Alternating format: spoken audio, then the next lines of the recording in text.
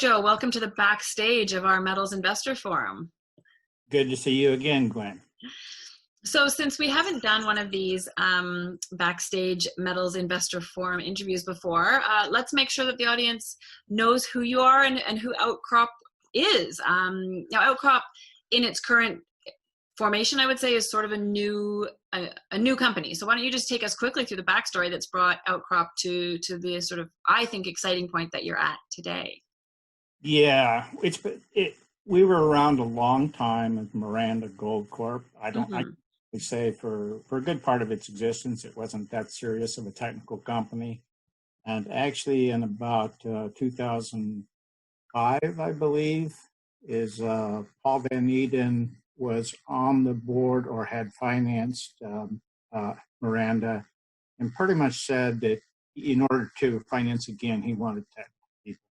So he hand selected our CEO, Ken Cunningham. And then Ken, I had worked with Ken for years, excellent guy, excellent manager, and a good friend. And he hired me immediately as VP. I quit my job with Placer Dome, great job with Placer Dome at the Corp joint venture. And I was just looking at Nevada as, hey, nothing's happened. I mean, outside of Headframe, you had Long Canyon, you had Spring Valley, and you had a bunch of chatter going on in the Walker Lane, as always, and it's still just always. It is really. I mean, and then so I wanted to go someplace, finish my career more or less, whenever that is, where you could walk over outcropping ore bodies, and the only place left in the Andes, and in South America. I didn't want to go to Africa. I mean, I'm not opposed to Africa, but I prefer South America. And actually, I had experience in Colombia from 1997 at Marmato, when it was a serious deal to work in Colombia. Our drill foreman actually got kidnapped. But in any case, I thought back to those experiences there and had kept some of those contacts, and I wanted to go someplace that was new, low discovery rate, not everything kicked over, not every rock with 20 sample tags on it. And Ian Slater was actually on the board at the time, and I said, hey, let's go to Colombia. And he high-fived me, and we went to Colombia. So that sounds but I tell you, it took some real time, to learn the geology, to learn what was significant in the way of occurrences, to learn the government, and to learn what was, okay, what am I looking at in the context of just an occurrence or a system. And that really took 8 years of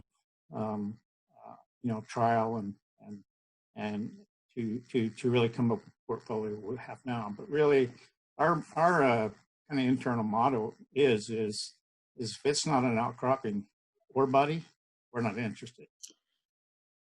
Now, I shouldn't say ore body, outcropping deposit. Sure. But I mean, that's what we look for, is big outcropping. You go, every sample you take, every series of samples you take is high grade. And we're interested in high grade. Yeah. And so you now have a really interesting portfolio of projects in Colombia, but in the interest of time, let's focus on the one that you are currently focused on, which is Santa Ana. So take us through, the backstory there, what you know and what you're drilling for.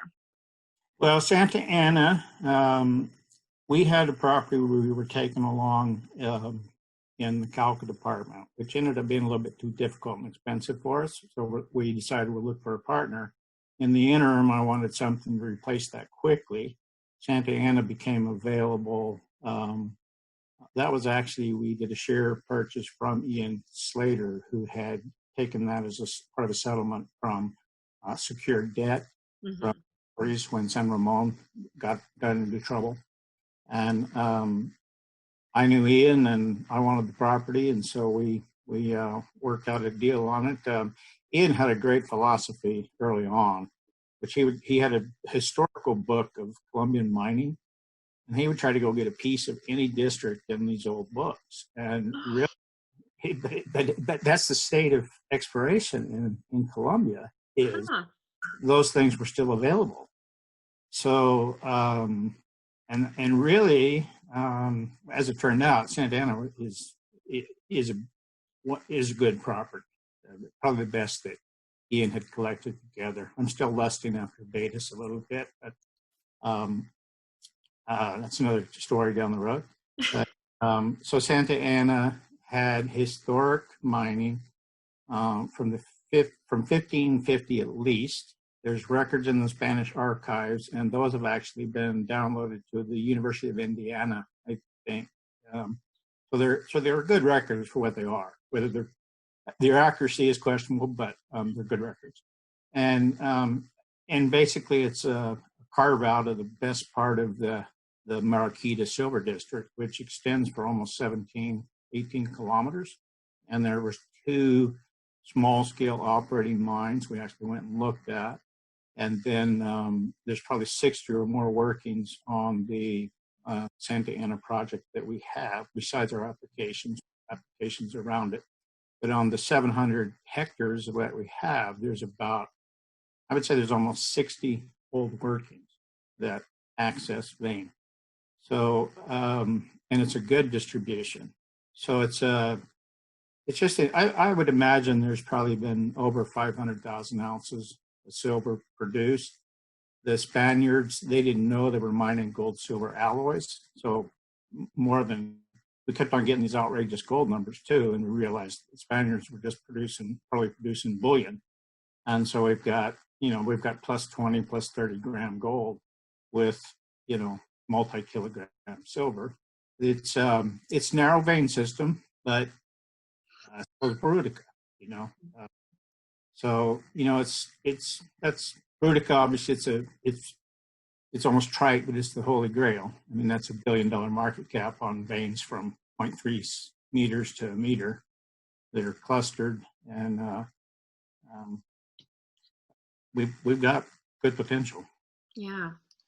And you are, before COVID hit, you had already been drilling and obviously have more planned. So just take us quickly through what this first real set of programs or set of holes is trying to demonstrate.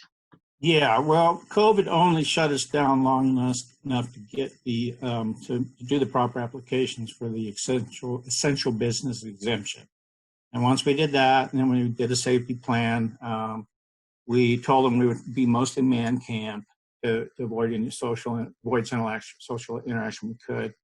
And so we went to drilling in January, end of December, actually, right after Christmas. Mm-hmm. What we wanted to do first, and we're still doing, is we wanted to define what I'm not supposed to call ore shoots, but I can call them high-grade mineralized bodies. Because if we understand 1 and understand 2 or understand 3, typically ore shoots in a big district like that become very predictive fairly quickly. And once we knew that these things were over 200 meters strike and over 200 meters deep, and even though they were 1 meter, they did swell to 3 meters locally, and they usually were in a couplet or triplets rather than one vein. We put in 1,300 meters of drilling on what's the La Ivana. It's 1.5 kilometers away from a previous good discovery, and by a previous company. And every hole hit. And I don't mean just hit, I mean just screamers. And it's like, oh, yay, this is a good way towards the good scenario towards the end of my career, So now what we're doing is we're really coming in slowly. We're advancing aggressively. We're doing soils on 75 meters. The veins are expressing well. We're seeing vein boulders. We're doing trenches on 150 meters, and that's going to represent 14 kilometers of cumulative vein on the property. And we're going to drill from now almost pretty steady until the first quarter of 2021, and it'll be 13,000 meters. That's a big program, and a consistent effort. You're going to be very focused on delineating. I mean, 14 kilometers of vein. That's That's a good, I mean, it's a big number, but that's a good thing when you're hoping for regular ore shoots within these veins. You just have to keep marching along and looking for them, right? Yeah, we just put out a press release yesterday, I think, and we showed some of the vein boulders on the target we're moving to next. And some of those boulders on surface run between 7 and 11 grams gold. Silver is typically depleted when it's oxidized. It leaves zinc, but so it's not really a concern. As long as the gold's staying and the silver's there, but depleted. And what we do is I'm just keeping a count, and I think we've got 3 ore shoots now, or 3 high-grade mineralized bodies now, and I think that we'll keep knocking them off. And what I expect is as a comfortable minimum is every kilometer is going to have about 2 or 3 of those ore shoots. Yeah. Well, ore shoots, not real. We forgive you. To break. Yeah. Hard habit to break. I shoot. I'd just say a shoot. Well, thanks for running us through the story, giving everybody a little bit of an introduction there for those who didn't know. Yeah, I mean, you'll be pumping out news. That's the nature of drilling this larger program and doing this much groundwork. Everyone should keep watching Outcrop because there's going to be a lot of information coming. I think so, and if that 13,000 works out like we think, we'll be teeing it up for a 42,000 meter resource delineation program. So. Just like you're talking about ore shoots, you're already talking about resource delineation. That shows confidence. And I would say from a geo with experience, that's not just blind confidence. That's substantial. Well, the Spaniard slaves probably took out at least 500,000. Right. Yeah. More. So, it didn't go away. They didn't stop, because they were out of war. So. Yeah. I'm really excited. I mean, this is career high exciting. It is. I love it. So. That's fantastic. Perfect. Well, thank you, Joe. And let's definitely stay in touch. We'll do this again soon. You bet. I look forward to it. Thank you very much.